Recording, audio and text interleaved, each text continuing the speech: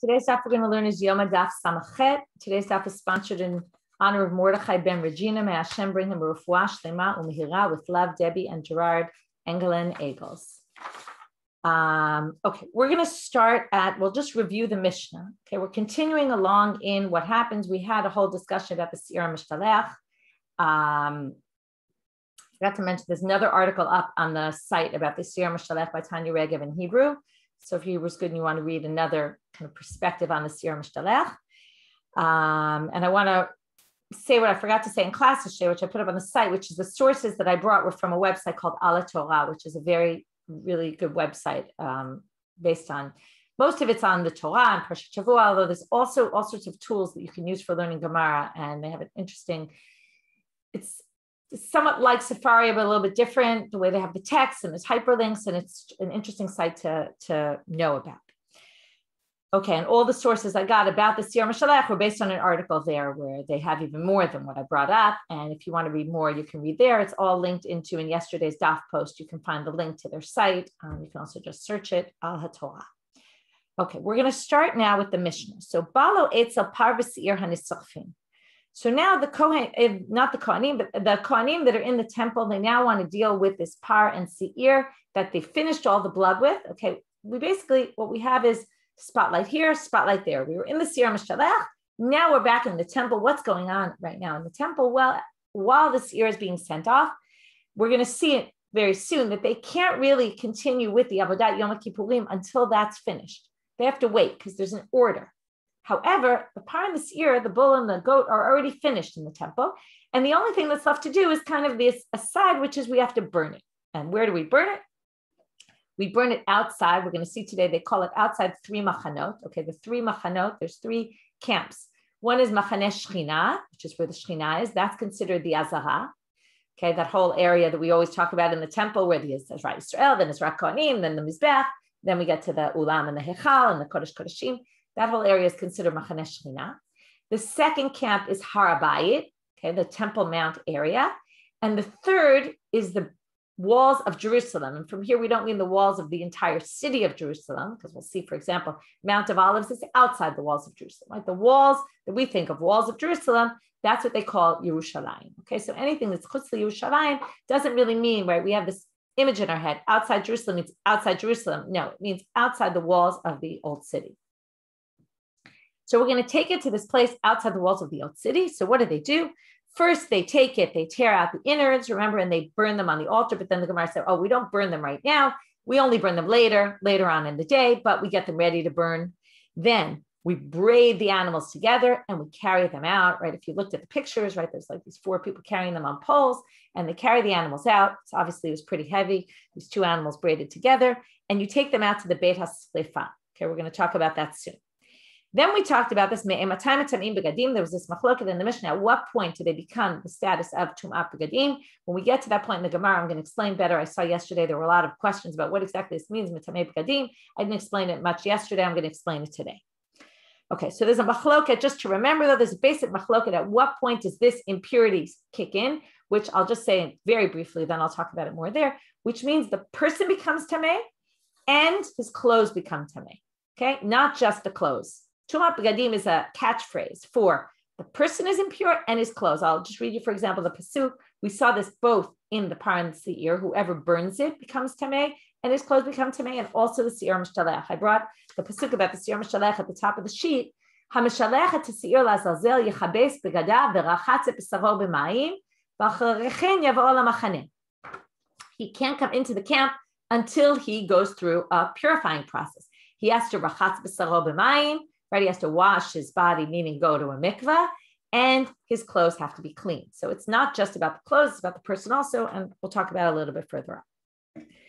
What we were up to right now was the very bottom. We brought a braita that said when they cut up the pieces, the bottom of Samachet and Mabet, when they cut up the pieces, lo hayam enatchan, in other words, first they carry the animals out whole.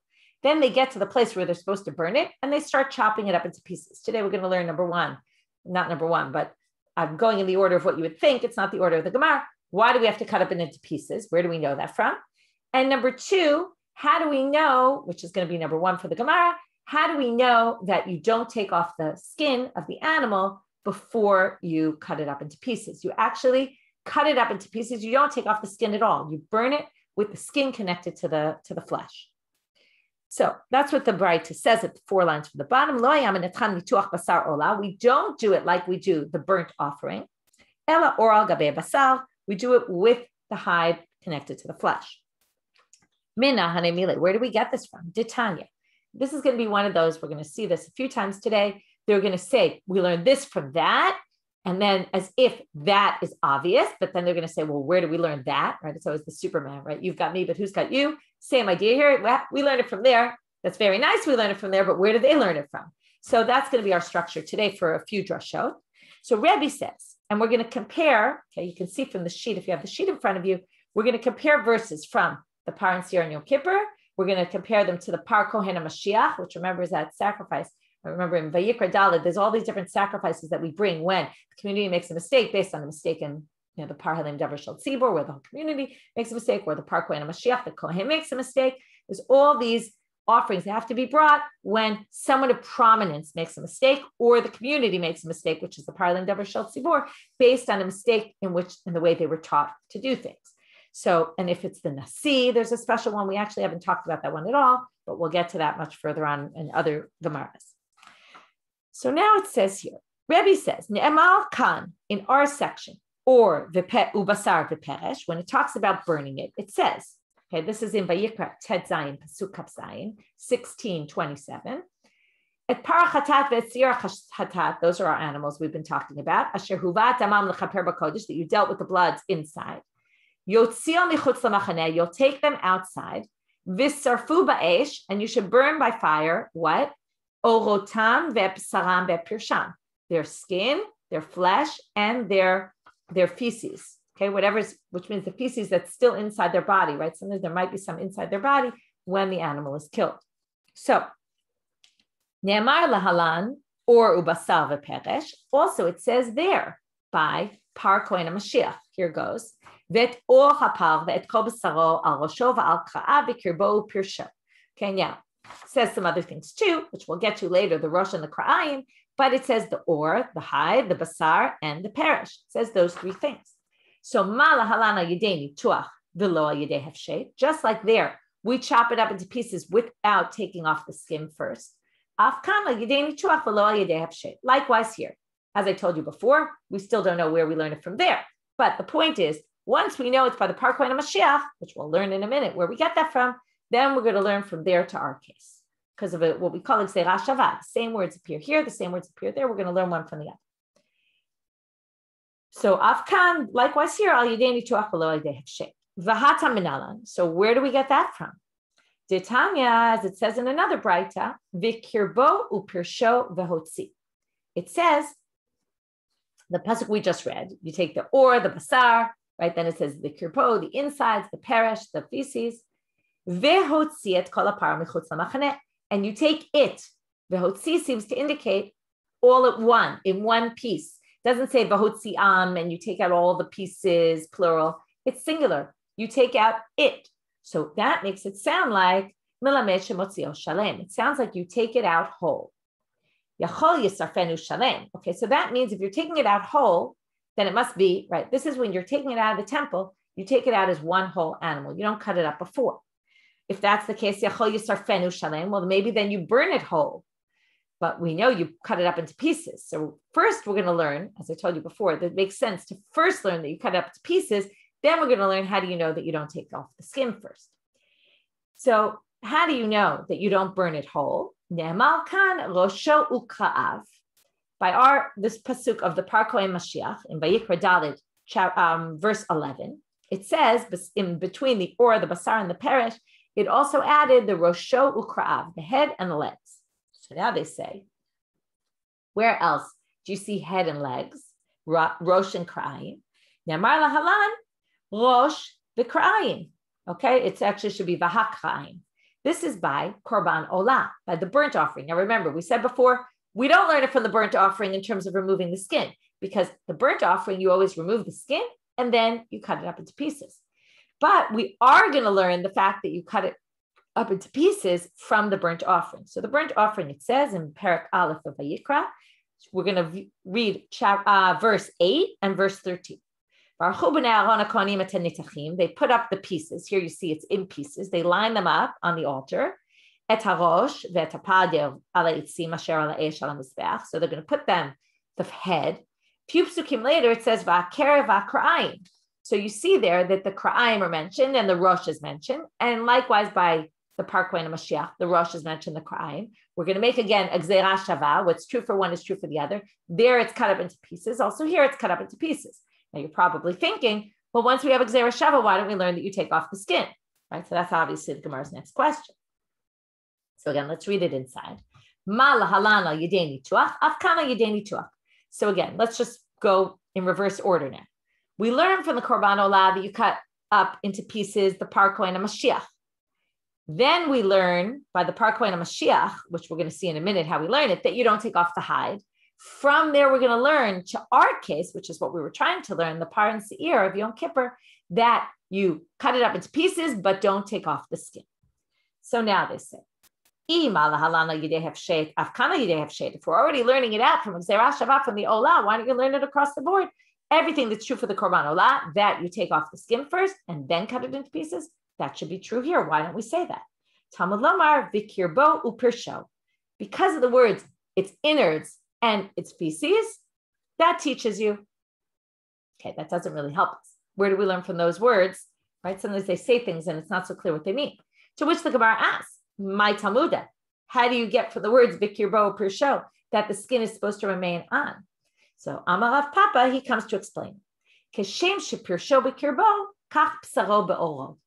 They say, the kirbo, the inside is the flesh, and it's, so they're going to say, and the peresh is the feces. Now, where do you find the feces? It's not outside the animal. If it were outside the animal, you certainly wouldn't be, if it was something that came out of the animal, you wouldn't be offering it on the altar if it's already outside the animal. It's only what was inside the animal. So just like the feces is inside, likewise, the flesh of the animal is inside the hide, so inside the skin. So we're going to basically say, this is a comparison of the two, and therefore we learn from those words, kirbo pirsho, the connection between them, that it has to be inside something. And if you take off the skin, it's not inside anything, the flesh.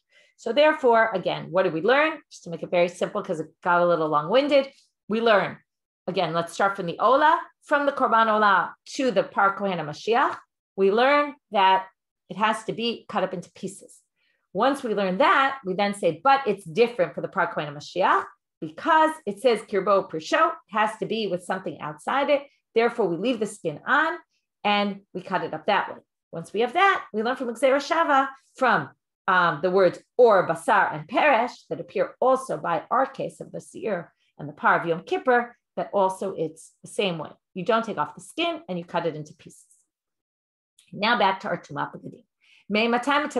So as we said in the Mishnah, there was a machloket which paralleled the machloket somewhat paralleled the machloket by the Shiur Mishalech. But Shiur Mishalech, we had three opinions.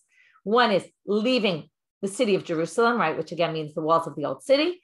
Maybe that's when you're Matamei Begadim. One, when you get to the desert. And the third option was Rabbi Shimon, only when you actually throw it off the cliff.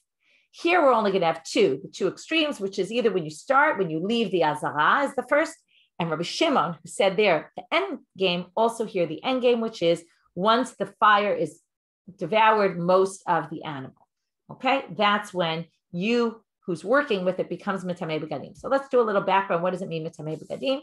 So again, as I said, it means this is a level of purity. Okay, the main case it comes up, these are some exceptions to the rule, but the main time it comes up is what we call Tumat Masa, which is if I'm carrying, let's say, a tray with a nevela on it, a dead animal that was not killed by slaughtering.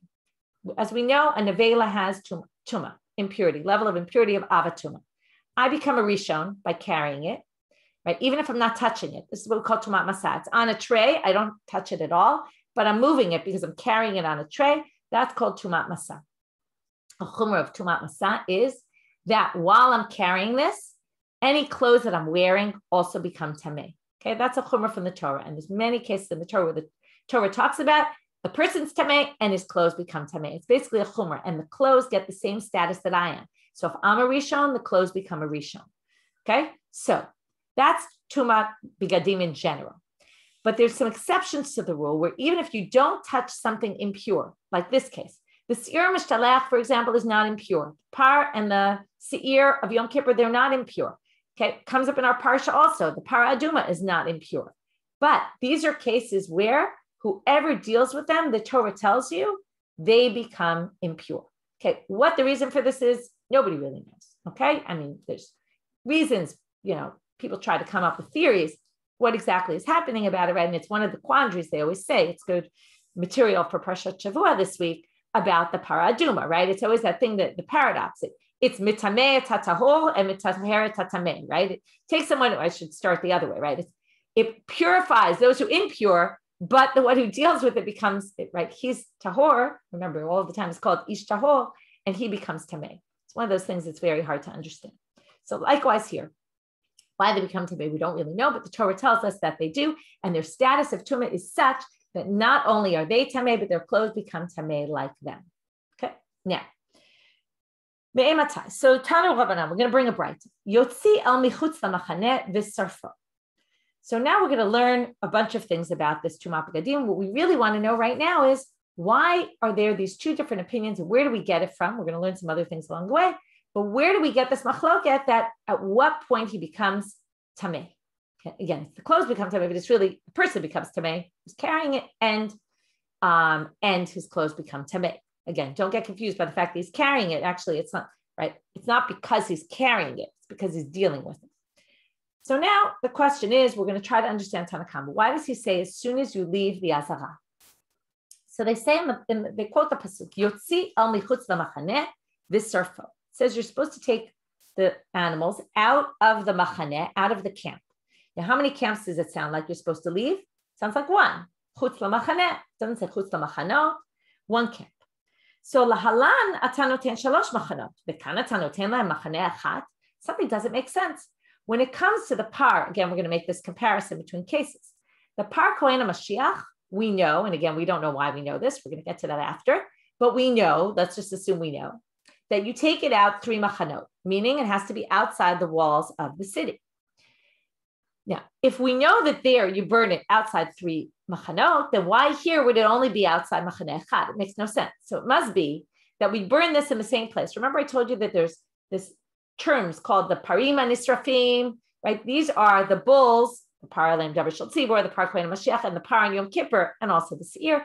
They're ones that the chataot, right? Their blood gets on the inside altar, and they get burnt all the way outside the temple. And they always get burnt in the same place. So they're just assuming it's obvious. And also, we already showed this, xera shava from one to the other. So we learn all one from the other. If that's the case, why does it say only chutz lamachaneh, which sounds like one machaneh? So what do they say? Im ken lama ne'amar michutz lamachaneh, if it really means shalosh machanot, lomar lacha kevan sheyatza chutz lamachaneh echad mitamim b'gadi. That's where the rabbis get their opinion. It says, take it out of the machaneh, one machaneh, even though it really means 3 machanot. It's telling you, they don't need to tell you take it out of 3 machanot, because we can already learn that from the xera shava, from the comparison to the par kohen Mashiach. Therefore, what's it coming to tell us? That as soon as you leave one machaneh, you already become impure. Okay, it's not the pshat of the pasuk clearly, but that's what they're assuming. So now we obviously have to figure out, how do we know shalosh machanot? And as we made an assumption that we know that when it comes to the other cases, it's outside 3 camps. How do we know that? So they say, where do we derive that from? Titanya v'hotzi et kol hapal. So now we're going to quote a bunch of different verses. The first one is from the par kohen Mashiach. Again, the Kohen Gadol makes a mistake. So I just want to, we haven't really discussed this. I sort of mentioned it as a thing, but the point is that if I'm an individual and I make a mistake, I bring a regular sin offering. But if I'm a leader and I make a mistake, I have to bring a different type of sin offering. It's not the same, right? We all know this. Unfortunately, we have a lot of experience with leaders making mistakes, and there's a different type of sin offering that they need to offer. Right? It's interesting here. This is all we're talking, by the way, unwitting, right? It was a mistake, but even a mistake by a leader is much more severe than a mistake by an individual, and therefore they have a different type of offering they bring. So that's why there's a Kohen, there's a Nasi, right? There's different leaders that have to bring different sacrifices. So now they say, again, we'll see a lot more of that in depth. Right now we're just mentioning it, so I'm not getting too into it. Hutziat kolapal. And then it says, El michutz lamachaneh. They forget to use the important words of the verse. Outside the camp. Now, what does that sound like? Only one camp. It doesn't say there are 3 camps. So we have to get to 3 camps. So they say, chutz l'shalosh machanot. It's brought outside of 3 camps. To which there's a classic midrash halacha. We've seen this many, many times. Now, where do you get 3? Why? It sounds to me like 1. So why wouldn't it be 1? Because they start with the halacha they know, and then they say, but wait, it doesn't seem like that's the case from the verse. So they say, well, if you look at the par halem davar shel tzibur, we're basically going to take different verses and say each time it's not necessary to say michutz lamachaneh. So each time it says michutz lamachaneh where it's not necessary, it's going to add another camp. And we're going to basically compare all these 3 because the same words appear in each one.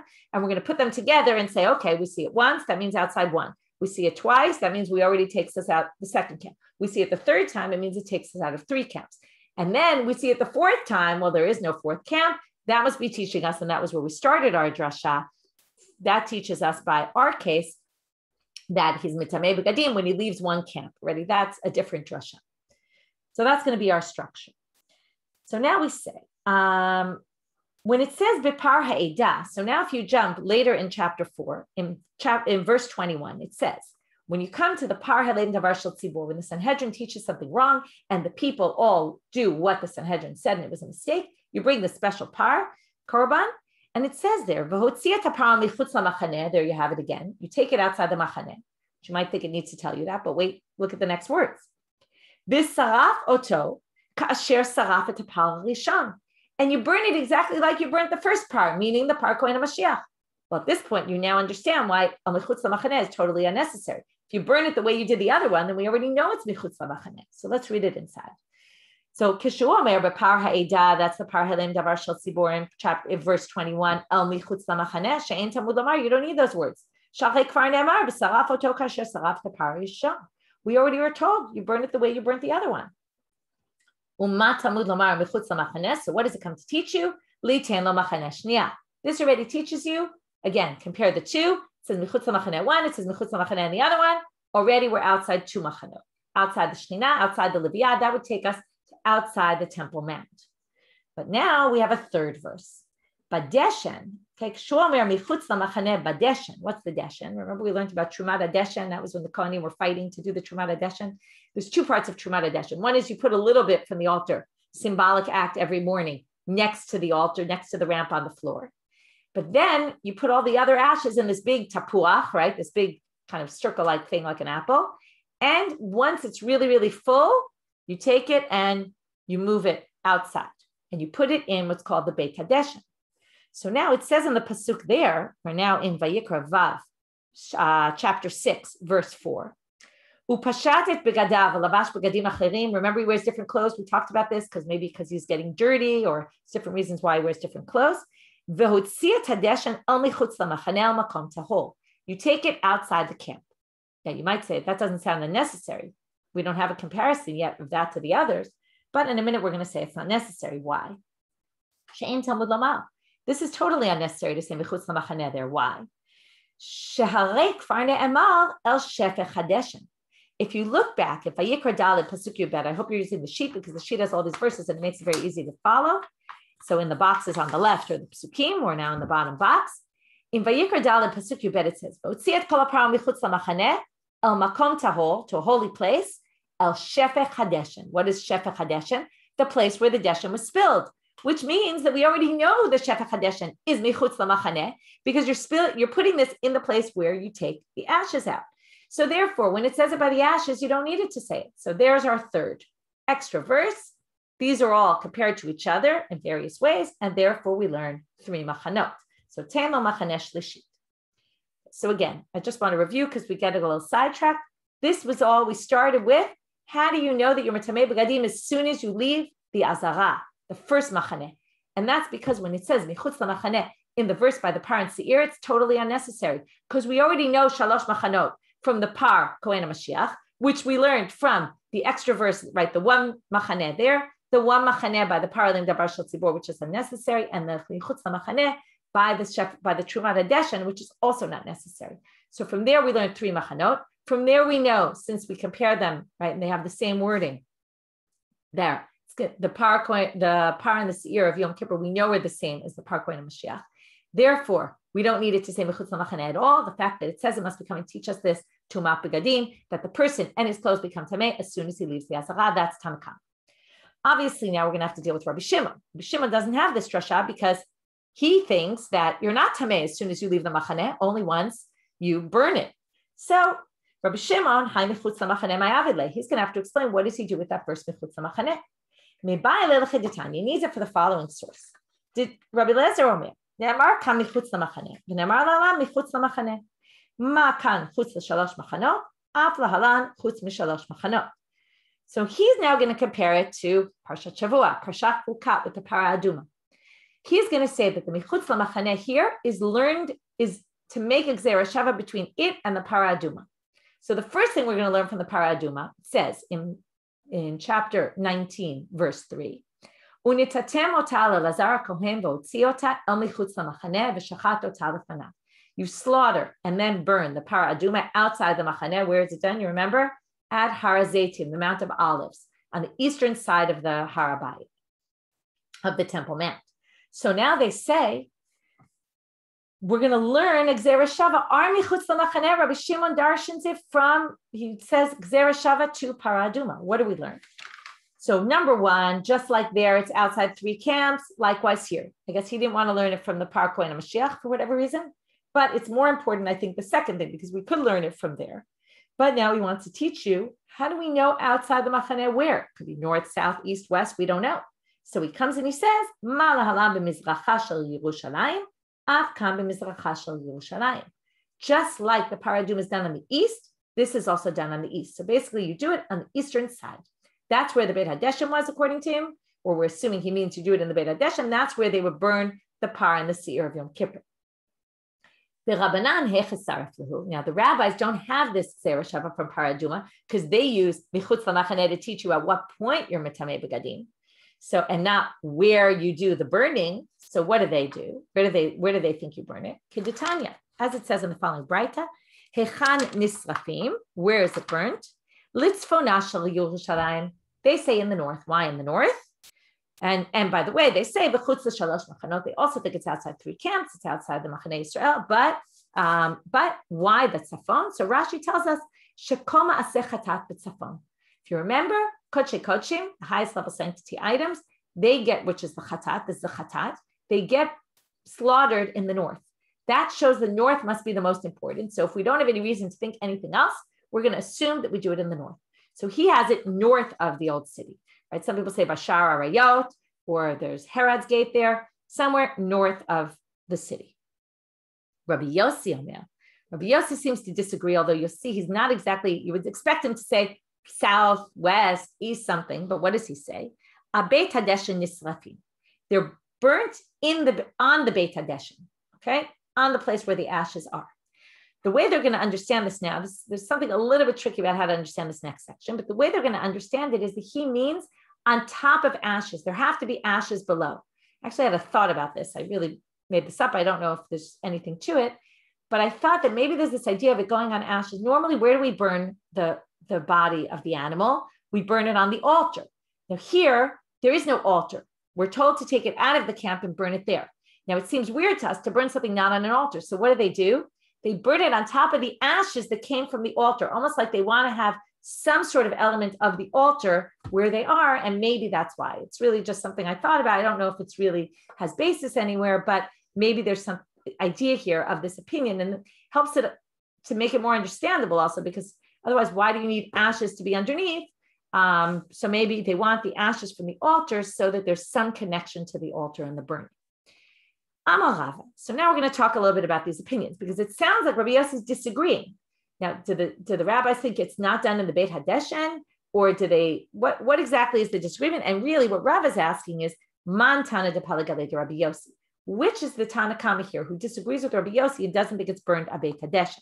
So the Beit HaDeshen means, like I said, it's there's a little confusion here, because it sounds like he's saying the place where the ashes are brought, but the Gemara is going to understand it more on top of ashes. So it could be Tanakama agrees it's the same place, but maybe doesn't think there have to be ashes there when we do the burning. So who's the Tana who disagrees? Rabbi Eliezer ben Yaakov, who rather thinks it's Rabbi Eliezer ben Yaakov. And we're going to see in a minute, Abai is going to say, no, I don't believe that. That's the case. I can explain Rabbi Eliezer ben Yaakov differently. Titania, this brighter that says, El Shefach Hadeshin Yisaref. Remember, we said that was it by the Par Kohen Mashiach. It's burnt, the Shefach Hadeshin. Now, if it wanted to say the Beit Hadeshin, it should have said Beit Hadeshin. Why did it say Shefach? Shefach means the pouring of the ashes. So you could just say it means the same thing. But what are we going to see here? She'ehei l'sham deshen. Some have the nikud l'shem deshen, but I think l'sham makes more sense here, that there will be ashes there, meaning you have to do it on top of ashes. Rabbi Eliezer ben Yaakov omer, she'ehei mekomo meshupach. Sounds like he's saying you don't need ashes. What do you need? Why does it say shefech? Shefech means to pour. Now, shefech also means, right, when you pour on an angle. It says the ground needs to be on an angle. Okay? When you burn it, you have to burn it on a space where there's a slope, not where the ground is flat. That's what it means. It's describing the type of terrain and not necessarily the location. This is why I say it's a little bit confusing, because I have to say that it's not clear to me if he thinks it's not even describing the place and it doesn't have to be done in the Beit Hadeshen at all, or is it just the issue that there don't need to be ashes underneath it when he burns it? Amarle Abaye. Abaye says it's not necessarily clear that Rabbi Eliezer ben Yaakov, who doesn't say Beit Hadeshen is Zerfin, thinks that it's only talking about slope, the type of terrain, and not on top of ashes. Maybe he agrees there have to be ashes there, or again, that maybe it has to be in the Beit Hadeshen itself. But he disagrees about what type of terrain is supposed to be, is the Beit Hadeshen supposed to be, or the ashes supposed to be on. Are they supposed to be on a slope, or is it flat ground, according to the other opinion? So according to Rabbi Yossi. So therefore, it's not clear that he would disagree with Rabbi Yossi about this. He disagrees with Tanakama. His disagreement with Tanakama is flat or sloped, but that's not necessarily, they might all agree with Rabbi Yossi that has to be done on the Beit Hadeshen on top of the ashes. So therefore, we don't really know who the Tana is who disagrees with Rabbi Yossi about this. Tanu Rabbanan. Vasoref. So now we're going to talk about this Tumat Begadim, the fact that they become Tameh and their clothes become Tameh. Who exactly becomes Tameh? So it says there, Vehasoref, okay, I'll read you the whole verse. Vasoref otam, the one who burns them, Yechabes begadav, should have to clean his clothes. Verachatze besaro b'mayim, v'acharchen yavo ala machane. Okay, he has to wash his body with water, and then he can come into the camp, just like we saw with the serum, the one who sends out the serum shalech. So it says specifically those who burn. Okay, before we go on, I just see this question about why it would have to be a slope. So I don't know the answer to that question. I can suggest maybe, the main reason they bring up the slope is because it says El Shefech Hadeshen. Shefech means the pouring of. Pouring is usually sloped, right? When you pour something, it slopes down when you pour it. So that's where they get it from. Why it would have to be that way, I don't know. Maybe because you don't want the ashes to stay there. You want them to kind of go somewhere else, right? If you keep it on a flat place, then it stays there. And maybe there's an issue that you want it to sort of go down into oblivion, or not sure. I don't really know why. It's a good question. But here they're really just taking it from what's bothering them is the wording of the verse. Why doesn't it say Beit Hadeshen? And it says Shefech, which is a verb. It's not, right? It's not a noun. Shefech is, where it's spilled. It has to do exactly a verb, but it's kind of describing something spilling. So vehasoref. So this teaches you what? Hasoref metameh begadim v'lo metzit et haor v'lo mesader et ha'ma'aracha. Who exactly becomes tameh? What involvement do you need to have in order to become tameh? Not the person who lights the fire, not the person who sets up the logs on the base of the fire, but the person who actually burns it, right? The one involved with the animal while it's being burnt. We don't really know exactly what it means, hasoref. We're going to say that right now. Ezu hasoref. So what's considered being involved in the burning? Zeh masayah b'shat srifa. Right? You all know when you build a bonfire and you put something on, sometimes you have to start playing with the fire while it's on because the fire starts dwindling. So if you're involved in the fire and making the fire while the animal's on, that considers you the soref, but not if you do the preparatory work. And we're going to see not if you do the work at the end. Yachol, and what's the end? We're going to see. Yachol af mishnasu efer mitamei begadim. Once it's ashes already, maybe you'd still be mitamei begadim. Talmud lomar otam. Hasoref otam. Otam is the animals. They're no longer animals when they're ashes. They're not considered animals anymore. Otam mitamei begadim v'lo shenasu efer mitamei begadim. So not once they become ash. Rabbi Elazar, Rabbi Shimon Omer, hapar mitameh, he has a different opinion. He thinks not only once it's ashes, but even at an earlier stage, you're no longer impure. Once the meat starts to melt, like it's already mostly cooked, at that point, mostly burnt, at that point, which we don't exactly know what this is, we'll see in a minute what exactly stage this is. So my benayu, what's the difference between them? Once it's charred, right? Once the whole thing is blackened, then already it's not considered an animal anymore. And if you're involved in the fire at that point, right, and you weren't previously, then you will not become impure. New Mishnah. Amru lo lekohen gadol higia seir lamidbar. Now what happens? As I told you, they send off the seir mishtalach, but the kohen gadol can't continue working anymore. He waits. There's an order. The seir mishtalach has to be sent out before he could continue his work. But just this par and seir, because you're just finishing up, that can be done. It's also not done by the kohen gadol, but basically the kohen gadol sits and waits now. Right? You think he could take a nap, but you already know he can't sleep. Right? That's not an option. So he sits and waits. So now they tell the kohen gadol, higia seir lamidbar. Now, obviously, what's the obvious question? How on earth does he know? Right? No method of communication. Even nowadays, we wouldn't because it's Yom Tif, right? It's Yom Kippur. So how do they tell him? So the Mishnah asks the obvious question: how on earth would they know? We're going to have two questions. Number one, how did they know? Number two, what does it mean he got to the midbar? Notice it doesn't say he got to the tzuk, he got to the cliff, right? The cliff is in the desert, but the desert might start much earlier. So what does it mean? At what stage? So we'll see that also. Dirka'ot yosim. Okay, dirka'ot, there's two opinions. Either it means people were set up from place to place, kind of like the huts, right? So now we have a different job for other people, probably, maybe the same, maybe different people who stood spaced out in intervals. Or some people say they're pedestals. These tall places were right? They built not only these huts, these booths for the people, but they also built this high place in different places so that people could stand, right? It sounds like the mountains with the, platforms. Thank you, Gita. Platforms like in what? When they had to tell people that it was the new month, they would go up to the top of the mountains, and from mountain to mountain, they would see the bonfires. So likewise here, they had a siban. What would they do? Minifim besudarin, they wave a flag. And then they know that the seir got to the desert. So now, Amar Rabbi Yehuda. Okay, I see someone's asking. Okay, just to make it very clear, until now, we were discussing the par and seir that was sacrificed in the temple, right? The seir la Hashem and the par that the Kohen Gadol does his vidoy on for himself and for all Kohanim.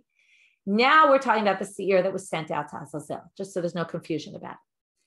So now, Amar Rabbi Yehuda, v'alo siman gadol haya lahem, miyerushalayim va'ad beit chadodu, shlosha milim.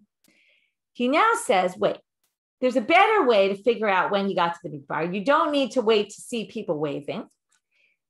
The distance between Jerusalem and Beit Chadudo is 3 mil. Beit Chadudo, we're going to see in the Gemara, they're going to say, obviously, it's here from the Mishnah, Beit Chadudo was the desert already. Even though we talked yesterday about 10 mil or 12 mil, that's only till the tzuk, till the cliff. Rabbi Yehuda says, number one, you only have to get to the midbar, okay? That's only to the desert.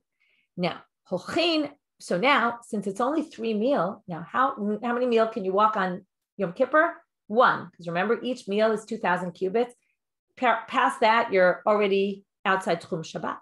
So holchim mil, v'chozrim mil, v'shohin kedei mil, v'yodin shegias yodam midbar. This is like a math question. If your distance from place A to place B is X, and your rate of walking is the same all around, right? Stays stable. So, right, those are those classic math problems. How long will it take you to get there, and if your speed changes and all that. So what they're saying is like this: you walk with him the first meal, then you walk back while he walks forward. So when you get back, he's at meal number 2. All he has to do is get to meal number 3. So walk there, walk back, because you can't go further than that. And then count, right? You can use a stopwatch. Obviously you can't, but imagine you time how long it took you to walk that first meal and the one back. And then, count one more, and it's 3 meal. He obviously got there.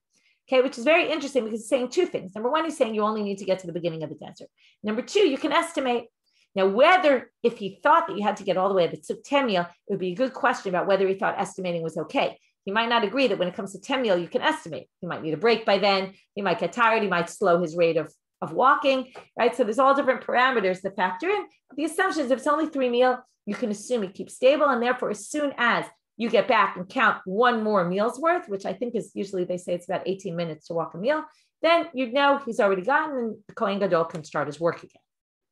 So it's a very big debate. Number one, how much space? And you really have to wait until you actually hear back. Rabbi Yishmael has a totally different way of figuring out. What do you mean? We saw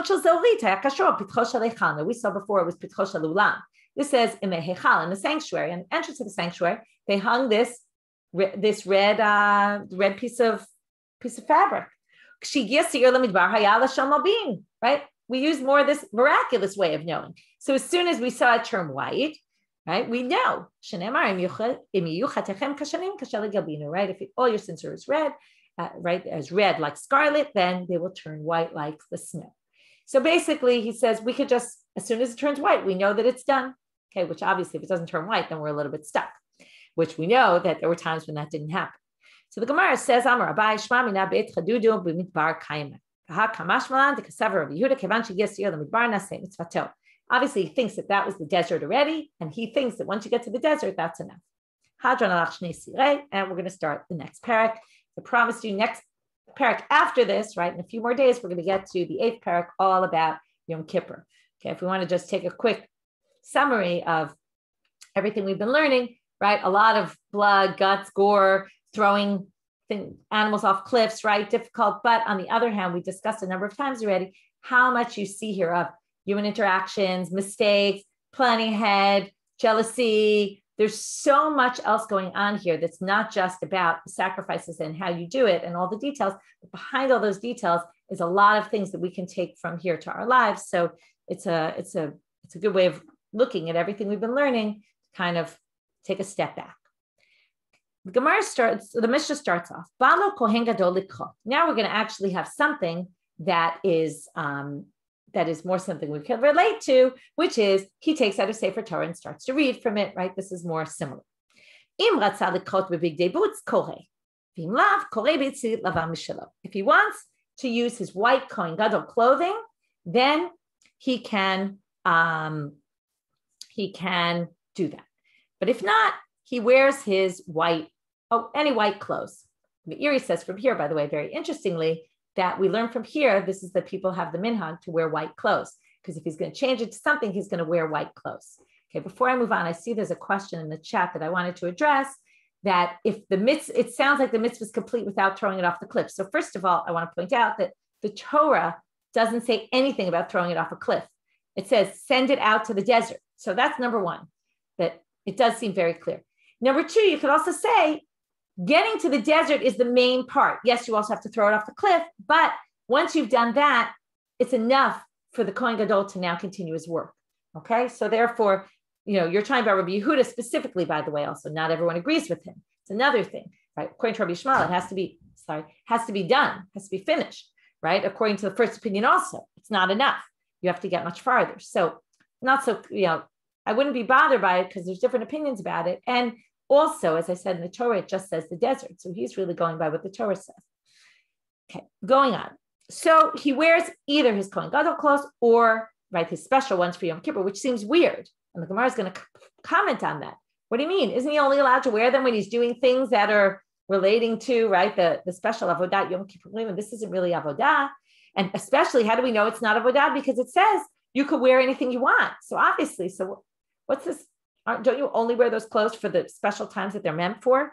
Right? It's like if you would, take out that's not a good example, but, go to the store with your wedding dress on. Like you wouldn't do that.